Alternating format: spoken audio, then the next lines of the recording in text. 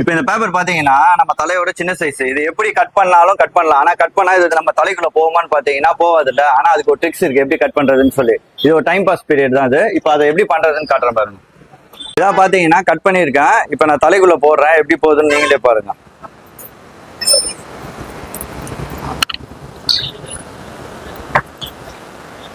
பாத்தீங்களா? இப்போ இது எப்படி பண்ற வீடியோவை நான் காட்டுறேன். கட் பண்ணி காட்டுறதையும் பாருங்க. ஃபர்ஸ்ட் வந்து பேப்பர் இந்த மாதிரி எடுத்துக்கோங்க. அதுக்கப்புறம் இந்த மாதிரி ஃபோல்டு பண்ணிக்கோங்க ஸ்ட்ரைட்டா. இந்த மாதிரி சென்டரா ஒரு பீஸ் கட் பண்ணிக்கோங்க. அதுக்கப்புறம் திருப்பி இப்படி ஒரு ஃபோல்ட் பண்ணிக்கோங்க.